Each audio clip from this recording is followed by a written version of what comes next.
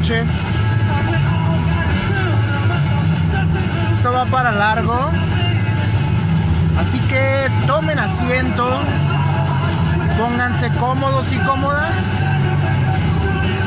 y vamos a platicar un poco sobre el tema de la música, sí, pero pienso que sobre muchos temas, muchas noticias, muchas situaciones, muchos acontecimientos que han ocurrido en lo que es este inicio del mes de febrero del año 2024.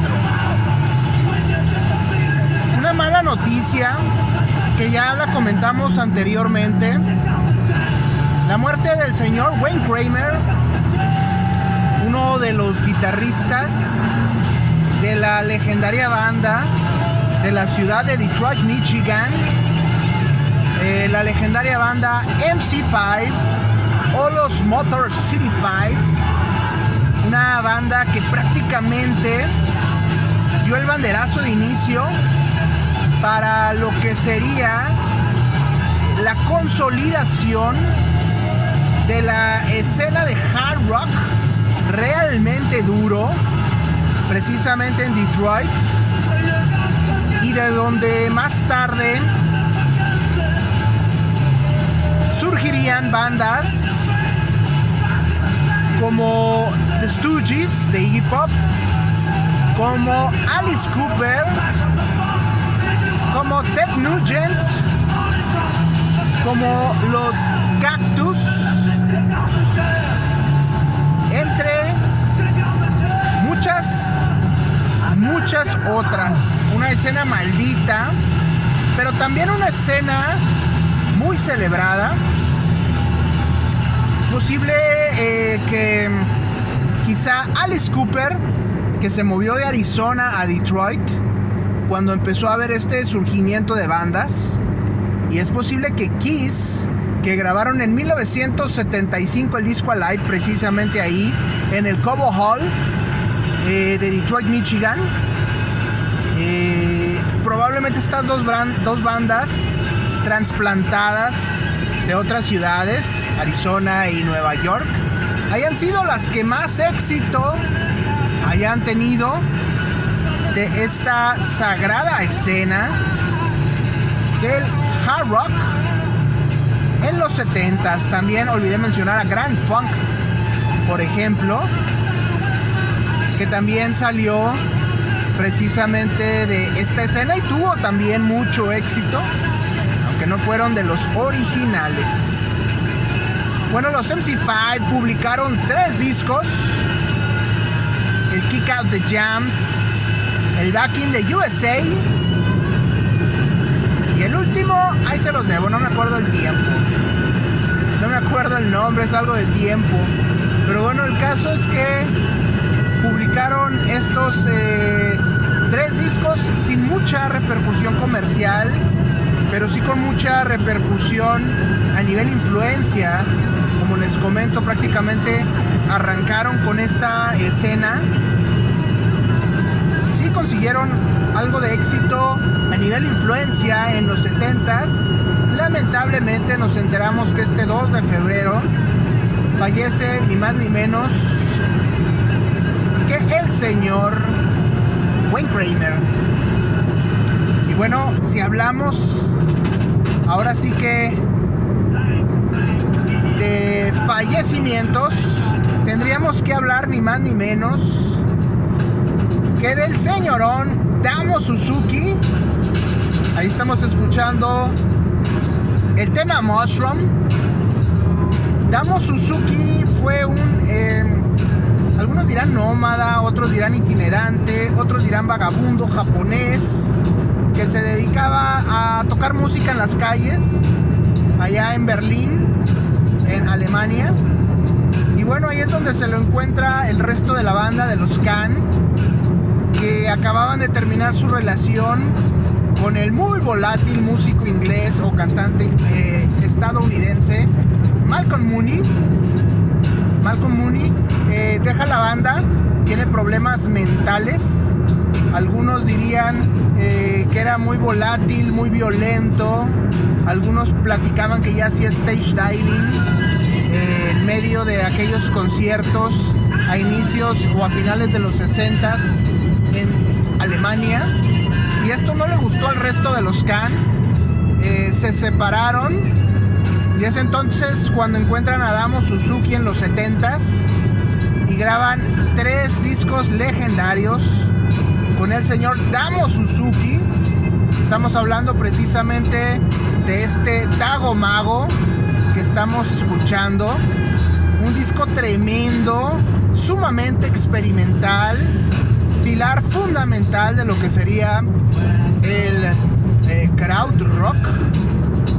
También grabaría el disco Ege Bambashi, de donde se desprende precisamente este Vitamin C, un tema que sale del mundo del rock, que tiene elementos electrónicos, pero que también sería muy influyente en la música bailable europea de los años 70. Algunos dirían, o más bien se sabe, que Damo Suzuki cantaba partes en inglés, partes en alemán, partes en no sé qué, improvisaba mucho sus letras, sus voces. Y bueno, algunos dirían que Damo Suzuki hablaba el idioma del viento y el idioma de los árboles. Después de los Can, bueno, graba también el disco Future Days, otro discazo que les fascina a bandas como Coldplay, que les fascina a bandas como Radiohead, que les fascina a bandas como LCD Sound System. Es uno de los mejores discos de Can, ya casi rayando en la música ambient, muy especial, muy diferentes entre sí cada uno de estas 3 grabaciones. Y bueno, luego de dejar a los Can, que cada vez se volvían más instrumentales, más experimentales, Damo se dedicó a hacer giras por todo el mundo, a reunirse con músicos locales de cada país o de cada ciudad que visitaba, y se dedicaba a improvisar. Los músicos estos músicos locales que apenas conocían a Damo, empezaban a crear ritmos en vivo en el escenario, a hacer canciones, y Damo empezaba a improvisar. Y bueno, era un portento de energía, un portento de creatividad, un portento de osadía, lo que hizo posteriormente Damo Suzuki, musicalmente hablando. Se reunió por ahí con un par de bandas experimentales, grabó por ahí varios discos interesantes todos ellos. Y bueno, Damo se dedicó mucho a viajar y sobre todo a improvisar, era lo que le gustaba, este arriesgue, aventurarse, ser audaz musicalmente hablando. Y bueno, eso fue lo que pasó con Damo Suzuki, quien lamentablemente falleció hace un par de días. Muy triste pérdida, muy lamentable para el mundo de la música experimental y para el mundo de la música de vanguardia. Y si vamos a hablar de música experimental y música de vanguardia, vale mucho la pena hablar del señor, no es Black Frank, sino del señor Brian Eno, el no músico más interesante que he conocido, la verdad, y que grabó 2 discos con la legendaria banda de vanguardia, de rock de vanguardia, Roxy Music. Tuvo por ahí unos encuentros desafortunados con el líder de la banda, Brian Ferry, pero a fin de cuentas quedaron en buenos términos, creo yo. Y bueno, Brian Eno decide, extrañamente, siendo un no músico, arrancar una carrera solista en medio de la era glam, de donde eran líderes Roxy Music. Le habían abierto algunos conciertos a David Bowie, habían tocado junto a los T-Rex, y bueno, ahí andaban en el Reino Unido haciendo música bastante interesante.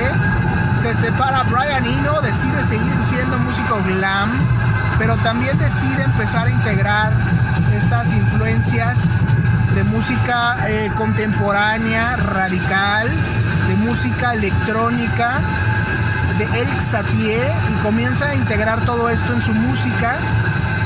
Como no sabía tocar ni madres, hacía ruiditos con el sintetizador y manipulaba el sonido de los Roxy Music en vivo, pues decide reunir a músicos de varias bandas, entre ellos los Matching Mole, los Soft Machine, los King Crimson, y decide los Genesis, y decide integrarlos en su disco. Decía Brian Eno, aparentemente todos estos músicos son incompatibles, y la idea es grabar todo este proceso de cómo colaboran, quizá no para lograr algo exitoso, pero sí algo interesante. El disco, publicado en febrero de 1973, llevaría por nombre Here Come the Warm Jets. Dice Brian Eno, en su acostumbrado tono satírico, sarcástico, de humor un tanto negro, que Here Come the Warm Jets es un término que utilizaba para cuando orinaba y sentía esta sensación de que salía calor de su cuerpo. Es una alucine lo que cuenta Brian Eno. Es un poco para reírse, un poco para que la gente diga causar cringe, pero bueno, es interesante, y a fin de cuentas es una anécdota de cómo el señor Brian Eno utilizaba ciertas situaciones para crear algo muy loco, muy especial, muy diferente, muy radical. Y bueno, este disco sale a la luz en 1973. Todavía tiene mucha influencia del glam rock, obviamente, y no se atreve a cantar, algo que normalmente no hacía, pero creo que en aquel tiempo muchos alababan a Brian Eno y le decían: es que tú eres una estrella, tú eres un chingón, tú solo, haz tú solo, trabaja tú solo. Y esto fue lo que lo empujó en algún momento, convenció de lanzar su carrera solista como estrella de rock, no propiamente como un músico experimental. Lanza este Here Come the Warm Jets, un disco que me encanta, que la primera vez que lo escuché me volví loco. Es uno de mis discos favoritos, me encanta, me fascina. Aunque muchos discos, obviamente, de los que platico aquí me encantan, me fascinan y son de mis discos favoritos. Pero bueno, este es el primer disco. Cuenta con la importantísima participación del señor Robert Fripp de los King Crimson, entre muchos otros músicos, como les comento, que se suman a Brian Eno. Musicalmente pienso yo que hay mucha influencia de los Velvet Underground, de Lou Reed y de John Cale. Obviamente hay mucha influencia de los Roxy Music y algo de influencia de Pink Floyd, pudiera decir yo también, en el sentido que muchos de los temas van integrando cada vez más sonidos progresivos, sonidos ambient, y obviamente algo de electrónica muy primitiva, muy salvaje, cuyo único paralelo quizá podría ser el crowd rock que se estaba haciendo en Alemania por los Kraftwerk, los ya mencionados Can, los Neu. Y bueno, a fin de cuentas este disco se va convirtiendo en parte de los antecedentes de lo que sería la trilogía de Berlín. Cuando David Bowie se mueve a Berlín, precisamente se acerca con Brian Eno, con Tony Visconti obviamente, y se acerca con Robert Fripp. Importante señalar también que este disco Here Comes the Warm Jets es un disco producido por el señor Chris Thomas, uno de mis productores favoritos, productor de John Cale, productor de Brian Eno obviamente, productor de Pink Floyd y productor también en algún momento de los Beatles, estuvo en la sesión de Helter Skelter, y es también productor del disco de los Sex Pistols, Nevermind the Bollocks. Así de cabrón era el señor Chris Thomas con este disco Here Comes the Warm Jets. Y bueno, traemos muy buena música el día de hoy. Qué afortunados somos. Y estamos oyendo otro disco de 1973. Estamos bailando al ritmo de los muertos vivientes, diría el señor Iggy Pop, ya coqueteando con una carrera solista. Hay que recordar que a finales de los 60s, Stooges graban dos discos, su disco debut y el Funhouse, el super experimentalísimo Funhouse, que volvió locos a la disquera y echaron afuera a los Stooges. Y bueno, David Bowie, que andaba de buen samaritano, rescata al 3x1, a Lou Reed, lo lleva a Londres a grabar el Transformer en 1972. Rescata también a los Mud the Hoople, una banda de rock and roll duro inglesa. Les regala el tema All the Young Dudes.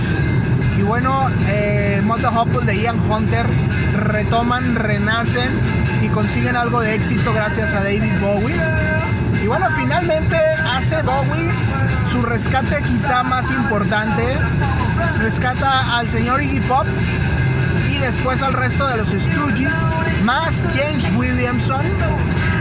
Les da dinerito, les da un contrato para grabar discos, les da tiempo en el estudio.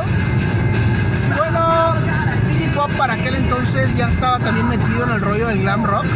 Le gustaba mucho T-Rex, le llamaba la atención el interés que despertaba en David Bowie. Definitivamente los Stooges suenan un poco más digeribles en este Raw Power. Nada que ver con el Funhouse, mucho más potentes que en el disco debut. Y bueno, la producción corre a cargo del señor David Bowie, precisamente. Y bueno, algunos se atreverán a decir que la producción es algo fallida, pero también señalan Iggy Pop y Bowie que las grabaciones, las cintas no eran muy buenas de calidad, eran muy primitivas, eran demos. Y bueno, sobre esto decide trabajar David Bowie. Dice, lo voy a hacer un poco más accesible. Iggy Pop se encabrona y dice, hagan lo que les dé la gana. Ponen en la portada Iggy Pop, ponen unas letras como de terror, la tipografía, y cambian el nombre del grupo a Iggy Pop and the Stooges. David Bowie veía en Iggy Pop a una estrella del rock y por ello precisamente empieza a empujar a lo que sería la carrera solista inicial de Iggy Pop. Pero aquí cabe mencionar que los Stooges eran los Stooges. Comienzan otra vez a alocarse, a drogarse, a tener broncas en sus conciertos. La disquera dice, este disco es invendible. Los libera, los deja. David Bowie también dice, hagan lo que les dé la gana. Y bueno, los Stooges hacen lo que mejor sabían hacer en aquel entonces, además de excelente rock and roll: autodestruirse. Y comienza el proceso nuevamente de autodestrucción de los Stooges. Les dieron dinero, se lo gastaron en drogas, comenzaron a hacer más conciertos salvajes, se convirtieron en leyendas, eso sí, pero la banda se destruye. Iggy Pop abandona el rock and roll y se mete a una institución psiquiátrica. Trata de desintoxicarse. Los Stooges forman por ahí otras bandas. Y queda el disco Raw Power como testimonio de esta nueva etapa.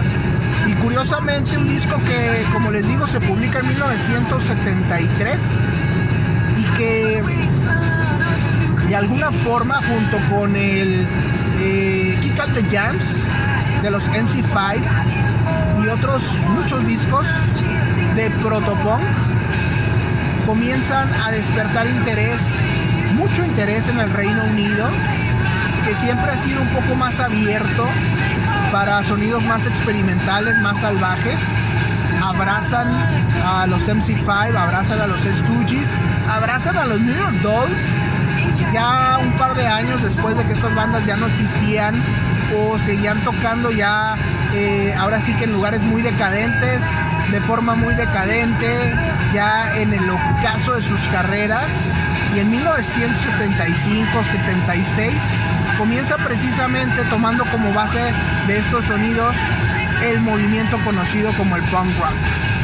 Los Ramones lo llevan de forma directa y bueno, ya lo explotan bandas como The Damned, como los Sex Pistols, como The Clash y muchas otras más. Un disco legendario, el Raw Power, un disco en el cual ya se consolida finalmente el sonido más clásico de los Stooges, después de un primer disco muy pop, muy primitivo, muy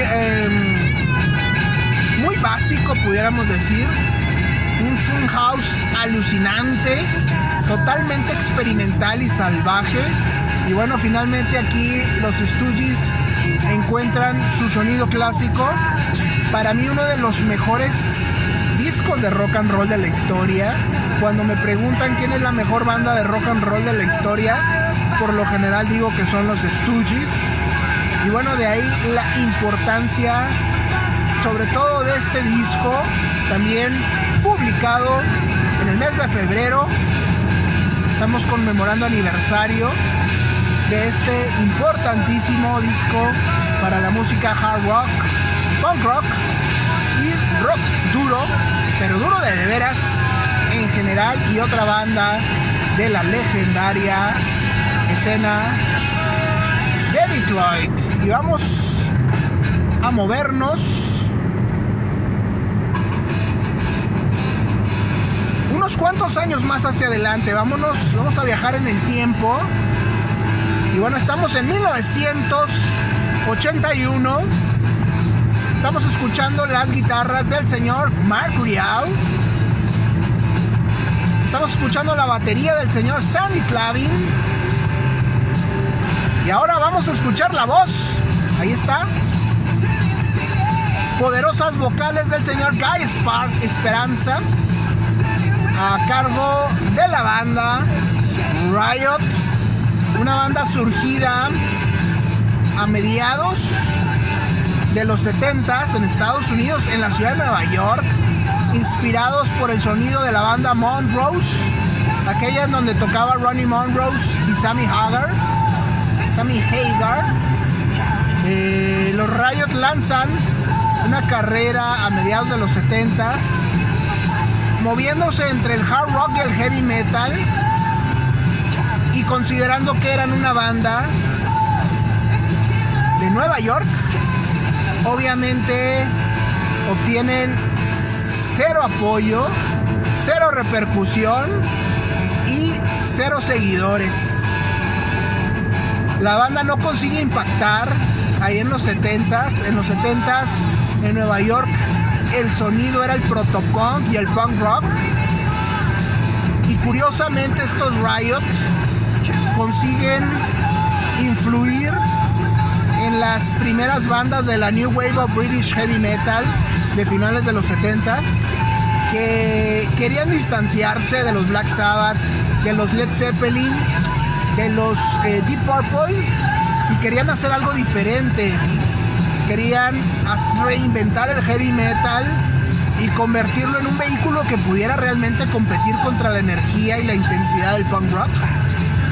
Escuchan a bandas como Monrose, escuchan a bandas como Twisted Sister, escuchan a bandas como los Riot que están haciendo música a finales de los 70s sin que nadie los pele en los Estados Unidos, los Riot de Nueva York, y de ahí ese sonido viaja hasta el Reino Unido y se convierte en importante influencia para bandas como los UFO, como los Thin Lizzy, como los Def Leppard, como los Iron Maiden, como los Judas Priest y muchos otros más que tomaron parte del sonido de estos Riot. Precisamente estamos escuchando el tema Swords and Tequila, quizá el tema más importante de la banda, y si escuchamos los primeros riffs precisamente de este Swords and Tequila, vamos a reconocer los riffs iniciales del 2 Minutes to Midnight de los Iron Maiden de un par de años más adelante. Estamos escuchando el disco Fire Down Under, un disco publicado en 1981, ya totalmente decantados estos Riot al mundo del heavy metal, haciendo música poderosa, haciendo música estridente, filosa, realmente corrosiva. Y bueno, es un disco legendario que prácticamente se sube a la ola del New Wave of British Heavy Metal, se sube a lo que estaban haciendo los Judas Priest, los Motorhead, los Iron Maiden, los Diamond Head, y se mete durísimo. Es un disco prácticamente de la New Wave of British Heavy Metal sin ser ingleses, siendo de Nueva York, y precisamente es un disco